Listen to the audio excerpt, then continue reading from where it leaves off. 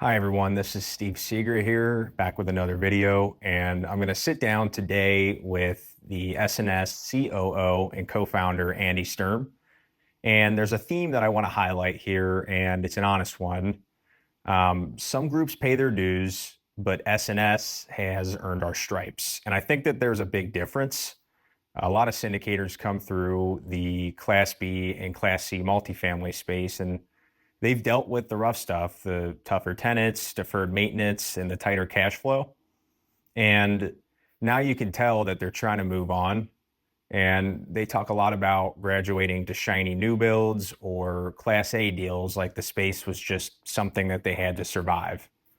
We at SNS didn't just survive, we got better. Every year, every property, we sharpened our skills. And now we've been in the trenches for nearly 2 decades and we've built real operational excellence. We didn't just put in the time, we came out of it with the ability to execute at a very high level. And that's my goal with this video. And what I want to get across is that great returns don't come from hype or theory. They come from strong operations and a team who knows how to perform in tougher markets. So at SNS, we didn't just pay our dues so we could move on. We earned our stripes by mastering this space. And I believe that's why our investors keep winning. Andy, thanks for joining me today. I appreciate you taking the time here. It means a lot. Yeah, thanks for setting it up. Yeah, so again, the goal today is to just highlight operations at SNS. So we're going to dig into the first few years of ownership at SNS. And then I'm also going to touch into at the end what it looks like after we've stabilized the properties and are just running them. So the first topic that I want to touch on is more big picture. When we take over these new communities in the first few years, and my question is, how do you think about balancing disruption with improvement in that critical first year? So disruptive meaning we're gonna change the whole property, move a bunch of people out, and how we display that it's actually an improvement versus just destruction.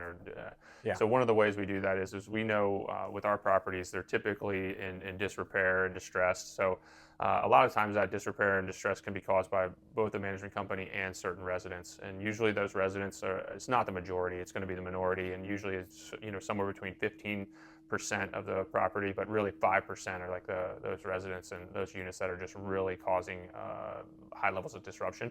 And the current residents there, they know who those people are. Yeah. And so we go in and we kind of identify those units in our due diligence, and then those would be the first units that we would work to reposition and restabilize the property. So you establish a little bit of a rapport with the solid resident base that they know we're going in and we're getting rid of the problematic people and problematic units, so that way we can kind of restore that.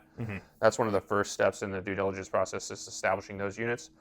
And then also when we actually take over, we'd like to show that we're actually a reputable management company and do what needs to be done by doing all common area and exterior improvements like very quickly right off the bat.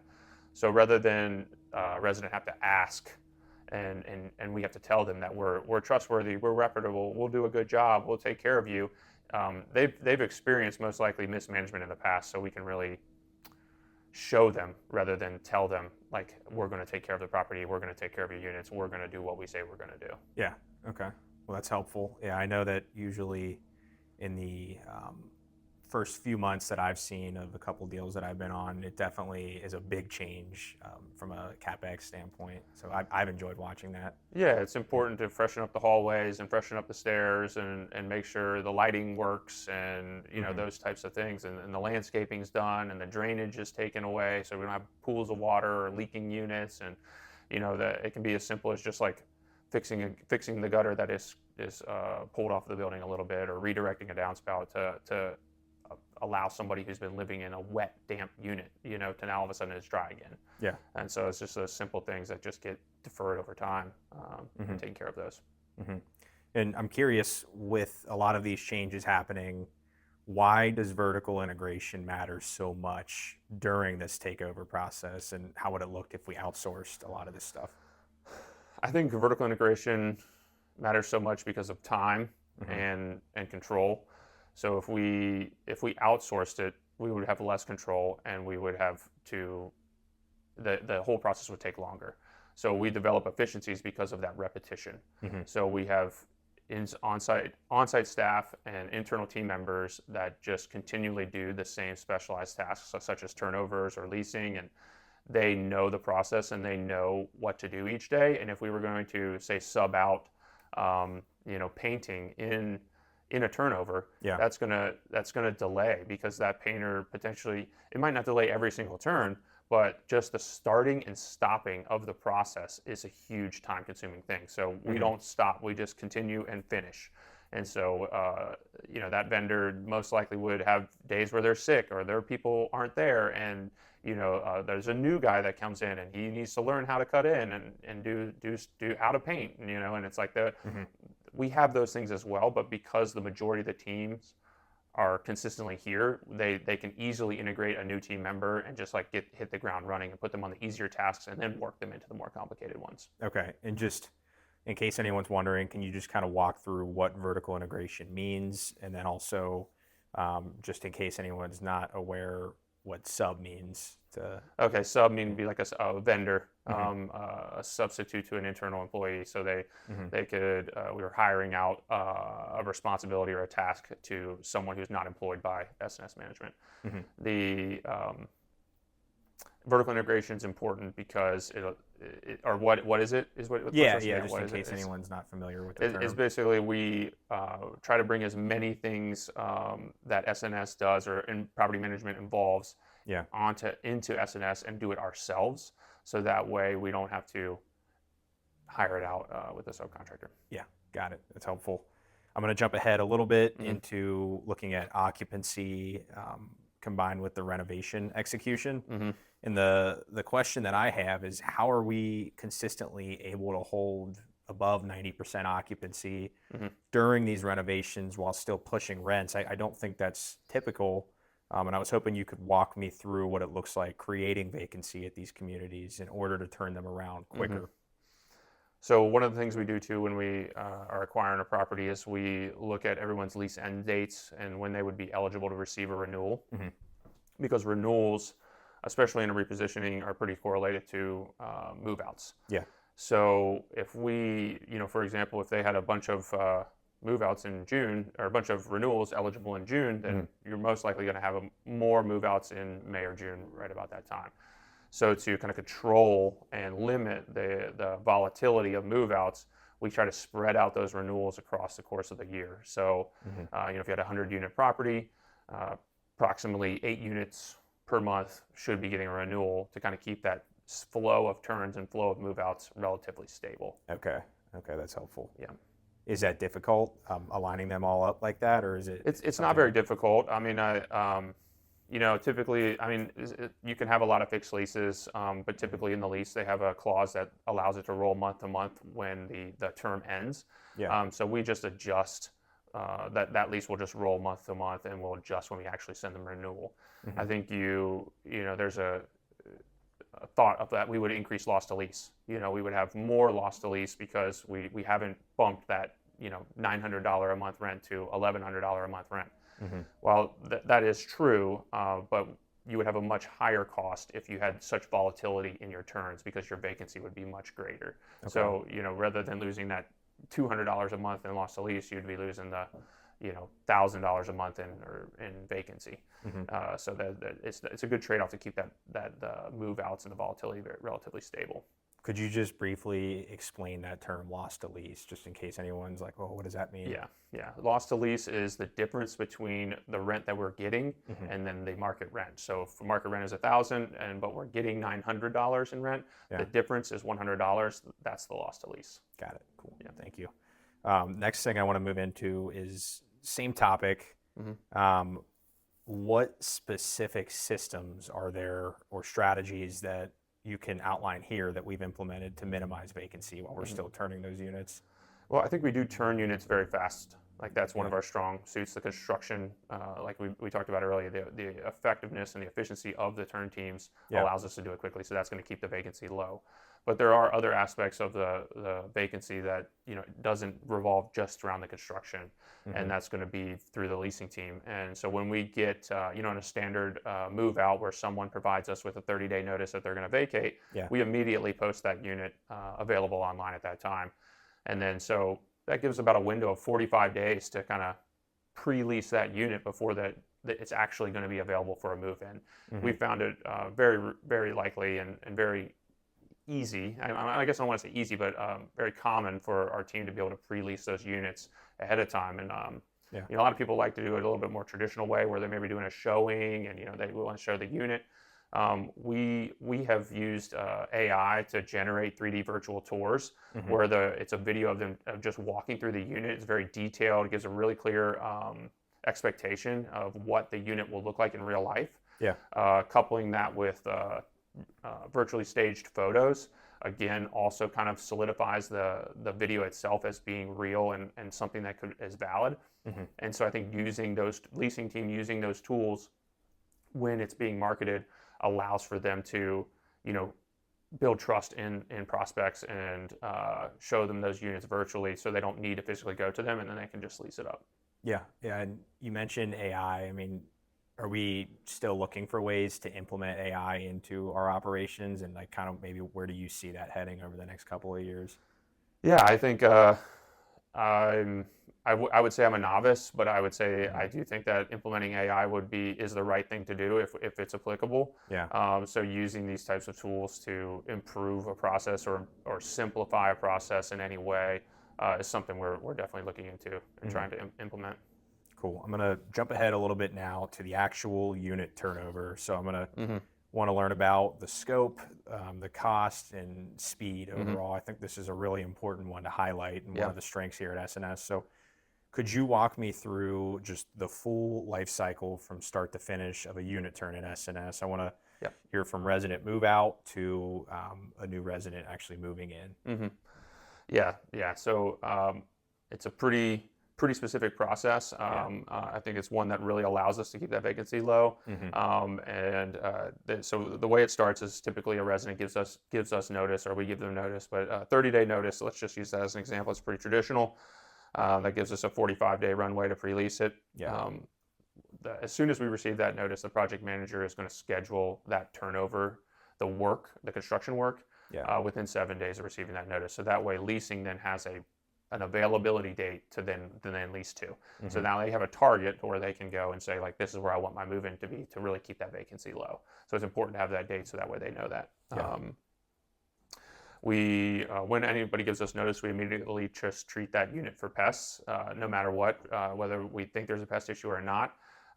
We have a third-party pest control company comes in, they treat for pests, and they create a report that says, like, we determine that there is an issue or isn't an issue. The point behind this is to just really ensure that we get ahead of any current pest issues and make sure that we're taking care of that. This is really important with a repositioning because there could be units that have pest issues that we're just unfamiliar with. And that 45-day runway really helps us get ahead and resolve that issue before we're going to move somebody into a new apartment. So that's a really big, important step.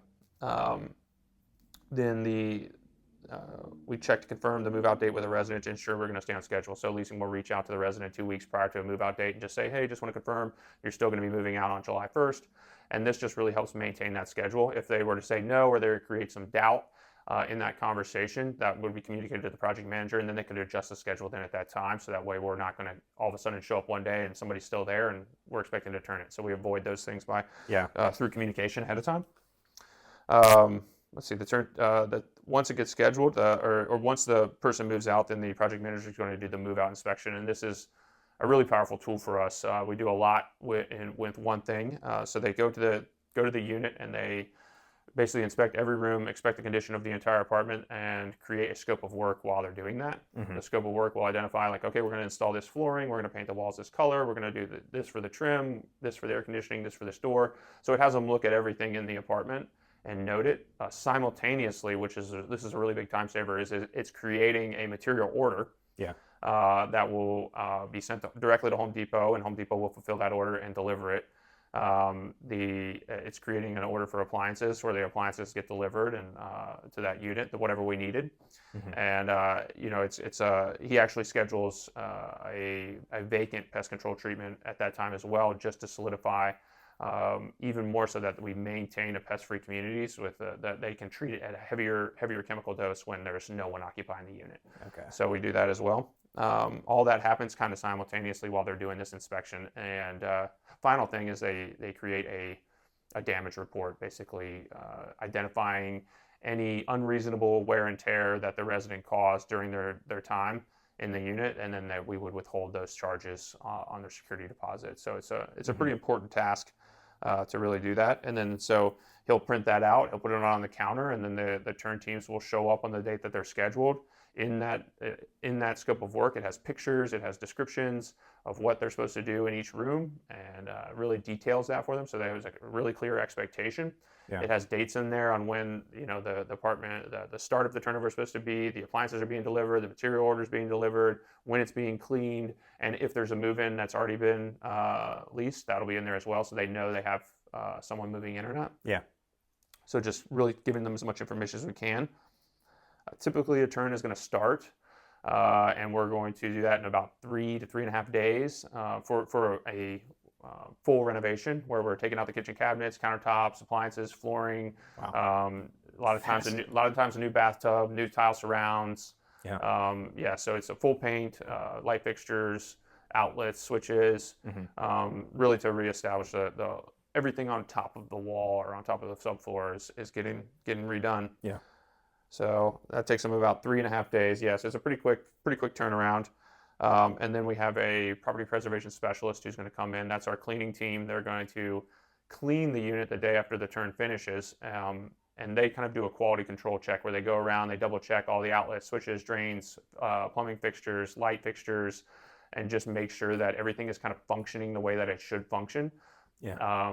Just to make sure everybody kind of did what they were supposed to do. And when somebody moves in, we're going to really minimize any problems within the first month of a move in. Everything should be functioning.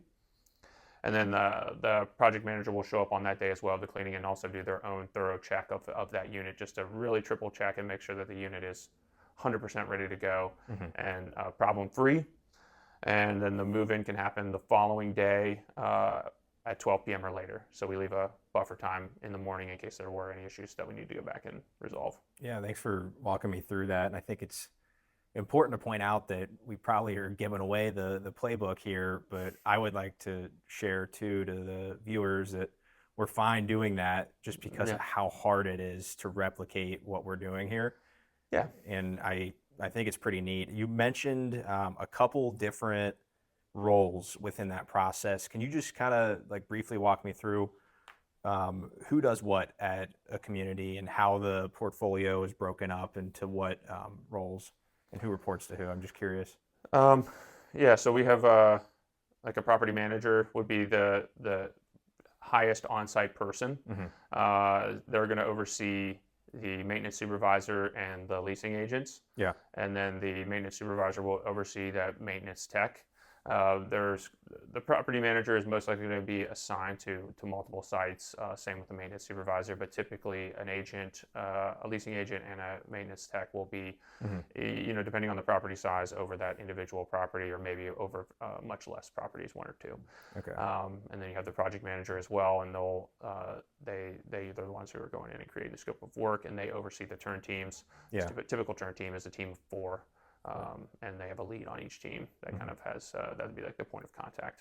Okay. And you talked about working with Home Depot. Can you just maybe just highlight that relationship and how that works? Yeah, it's been a relatively great working relationship.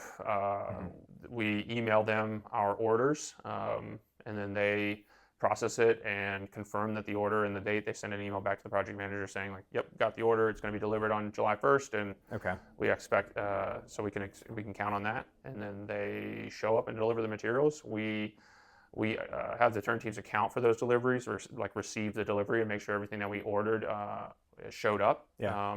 If it doesn't, they're usually pretty good at getting it back out to us. typically we don't need everything on day one.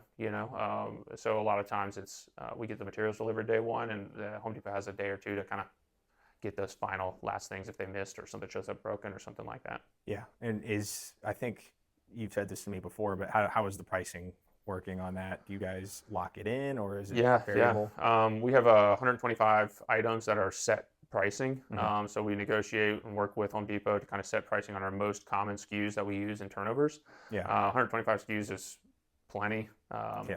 We don't use that many SKUs per turn. I mean, we actually have about 700 something SKUs that we can order from when we're doing a move out inspection. Okay. But 125 of those are by far the most common ones. And so we negotiate a set price. They set that price. They don't change it for a full year. Typically, it's not going to change. So we can count on it. And then we also have, just given our volume and our spend, they discount the majority of the prices. Majority of the items have a preferred price. Yeah. And this is just some sort of set like discount. Some algorithm determines a discount on the item, and we get that. So Yeah. we're typically paying like 30 to 35% off retail on our items returns.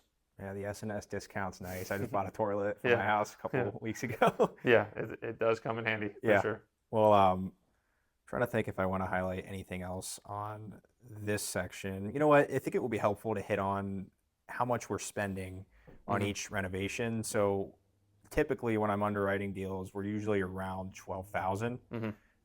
When I believe that others are spending a lot more than that. So my question is, what's driving that cost efficiency, and how have we been able to dial this in so tightly on our underwriting? I do think it's a close relationship with vendors like Home Depot. I mean, they're obviously a massive organization, but they work with us, they talk with us, and so we can negotiate those pricings. They understand our business, so that's great. I also think that we keep the work that we do is all in house, so it's very predictable. Yeah. We're not hiring out, the vendors to do painting or the vendors to do cabinets or flooring. So that we don't get that volatility. It's just an hourly rate for this person. It's very predictable. Yeah. I think that's how we really maintain those costs effectively. I think we have consistent work all of the time. So the employees, they know that, they can depend on it, and they like that. They're not going out and finding that work. So that's another way we kind of maintain that cost. Yeah, and you said something about SKUs at Home Depot earlier. What does that term mean? A SKU is just like an item number for an item. So like if we have like a 6 or an 8-digit SKU or a 6-digit SKU for a door. Yeah. Okay, cool. And then you've already kind of hit on this a little bit with the project managers, but I'm curious about that role. What does their day-to-day look like, and how many properties are they typically overseeing? Yeah, currently they're overseeing each about 800 units, close to. Their day-to-day is going to be either doing the move-out inspections, or it's going to be just managing the logistics of the material deliveries, the orders, overseeing the process of the turn itself, like checking on the final day to make sure everything looks good, and getting somebody back in there if it's needed. But so they're really the majority of the time consuming thing is just like logistics of the turn. Yeah. But also like physically doing the move out inspections is the huge responsibility they have. And they're building these scopes of work. What specifically is in there, kind of like line by line? What are a couple examples you can So share? an example would be, you can think of it as a table. And so like the column 1 is going to be the room that it's in, and then the column 2 is going to be like the type of issue that it's going to be, and then there's a description of that, what they want done. Install the flooring in the living room, and then below maybe install shoe molding around. Save the baseboard, install shoe molding. Yeah. Those would be pretty common comments in there. And then there'll be a picture of the living room to kind of show the condition of it. Yeah. For example, with the damage, they'll have someone leaves their personal property in a unit. They'll have to determine based on how much is there, what they should charge. They'll take a picture of that, and they'll itemize those items for removal and create that charge for the leasing team to withhold from the security deposit. I mean, I have to think that there's a lot of just unexpected problems that come up, especially in those first few years.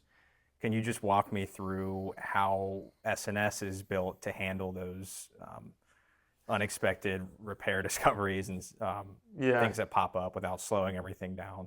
Yeah, I think like examples of that would be a hot water heater or Yeah. goes out. We need to replace a hot water heater, or a part of the subfloor is damaged, and those types of things can cause a little bit more work. Maybe it's hidden beyond the project manager's Yeah.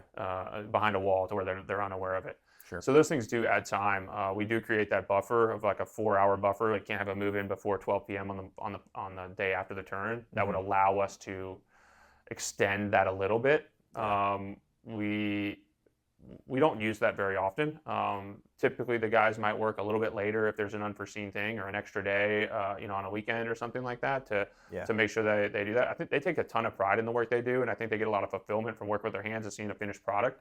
So really, we haven't had an issue at all with people wanting to get that unit finished on time. And in fact, like, it sounds odd to say, but we've never missed a move-in date. We hit them every single time. Wow. So every single turn has always hit. And I mean, we've probably done A over lot. 1,000, over 1,000 turns, so. Okay, Yeah. cool. And when we bring on these new communities, I imagine with larger ones, we have to hire and grow our team as we continue to expand. Mhm. What does it look like with existing staff from the previous owners and just the hiring process in general for you? I mean, how difficult is that, and what kind of ways have you grown? And Yeah. yeah, We've hired people from existing property management companies or existing properties. I would say it's pretty rare.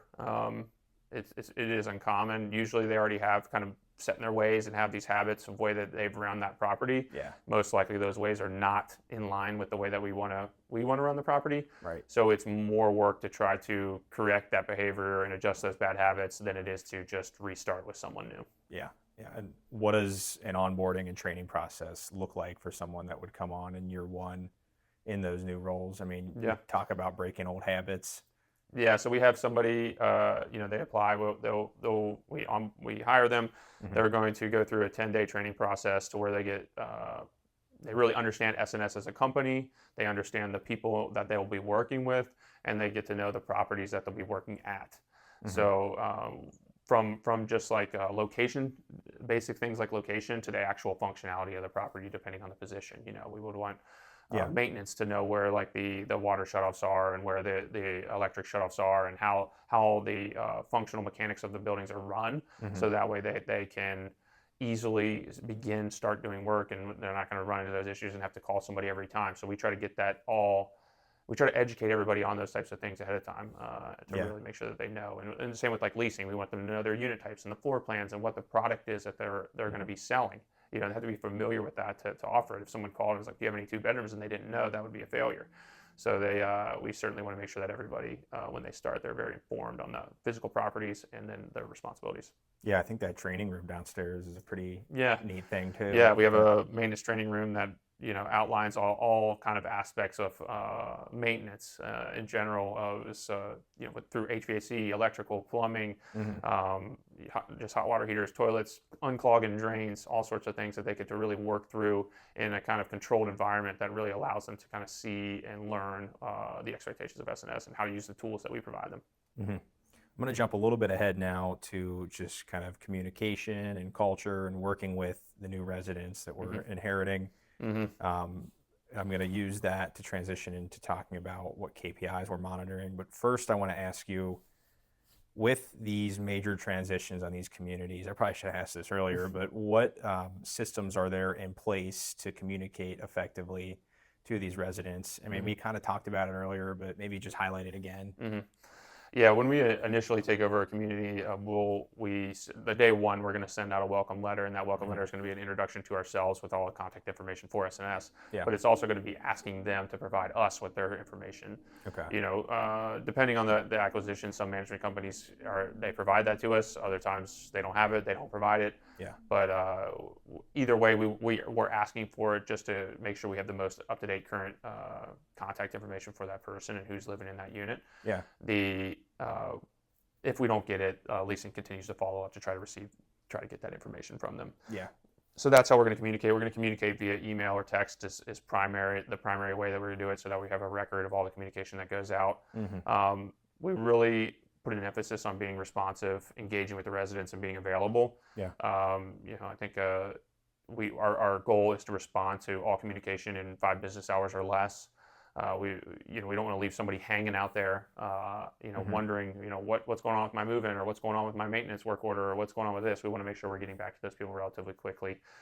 We've established new positions at SNS called engagement specialists, where all calls get funneled into them to really improve our answer rate, which we have a really high, like 97% answer rate on the first time they call. Wow. And so that way we can really connect with that resident. They feel heard, and then we get them to the right person on site who can actually solve their problems. How many calls a day are they typically fielding? If you Yeah, I would it? say average probably about 160 calls a day. Wow. Yeah. That's awesome. Yeah. Well, I want to jump ahead a little bit into actually tracking and how we see people performing on our staff at these communities. Can you just walk me through what KPIs that you're going to monitor most closely in the early periods of the investment, and then later on too, as we move on past the stabilization point? Yeah, I mean, we monitor similar KPIs during stabilization as we do in repositioning, but occupancy is going to be one of the biggest ones, a very strong focal point, especially in the beginning when we're repositioning the property, and coupling occupancy with conversion rate. If we're not converting inquiries or prospects into applications and then leases, then we're going to certainly have a future occupancy dip. Right. So it's a really good tell for your future occupancy if your conversion rate is falling, especially in a property that's repositioning. That's going to pretty much always have availability. Yeah. So it's occupancy and conversion rate are definitely big ones that we would track. Occupancy is going to be based on kind of each property individually, whatever the condition is when we're taking it over. So certainly some properties could have higher occupancy, but some properties we might be taking over where they're 80% occupied at the time. So that all depended throughout that first year. We usually shoot to get it up to about 97, 98% by the end of year one, if not sooner, really typically sooner. But conversion rate, we want to see 15 to 20%, leaning towards 20% on for repositioning, where that's measuring the ratio between leads that come in and screened applications. That having a conversion rate at that rate will allow us to meet our move-in expectations. Delinquency is another one that we track. We want to make sure that the people who are there are paying. So we really work hard with our property managers to reach out and make sure that they're really touching base with those people who are delinquent every day and get those payments in as best as possible. Yeah. And then for our maintenance teams, we want to work for time to complete resident request work orders. We shoot to have that done in less than 48 hours, less than 2 days from the time that the request comes in to the time that it gets completed on average. And so I think that's a big part of retention. That's a big part of SNS as a whole, creating the feeling of home, is taking care of that home, making sure it's functioning, make sure it's working correctly. Maintenance really has to hit the ground running there in that first month, because there's always this deferred maintenance typically where people just, they let the place go and there's all these issues going on. So maintenance survey rating is another one. We want to make sure that the quality of the work is there and that the residents feel that the work is quality. So each work order, the residents get a survey emailed to them, and the maintenance techs are coached to inform residents about that survey and ask for that survey to be filled out. And so it's just a 1 to 5 scale and with a comment. So it's a pretty simple survey, but using that as a measuring stick on how the community feels towards our maintenance team is beneficial. Move-in surveys, that's another survey that they can fill out that indicates how our leasing staff is doing when bringing someone new into the community. And then time to complete a turnover would be the main KPIs that we're going to be looking at for repositioning and stabilized properties. So moving ahead, let's just picture an example community. We've stabilized it. It's year 3.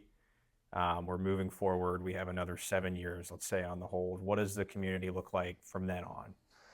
Yeah, I mean, after you successfully kind of reposition it, it's really pretty simple. It's just making sure, holding the team accountable to hitting those KPI metrics and the occupancy goals that you set. Yeah. So we meet once a week and kind of go over every single one of those and kind of where we're at, and then what are we going to do if we're not, if our future occupancy is low, but our conversion rate's looking really good, most likely that future occupancy will be taken care of.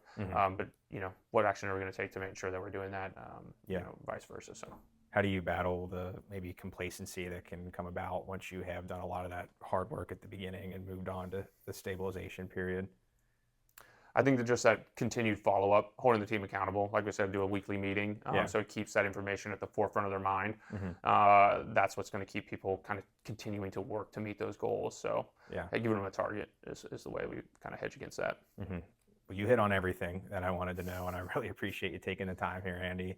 Thank you. And anyone that stuck around this long, I appreciate it. And looking forward to getting this out to you. And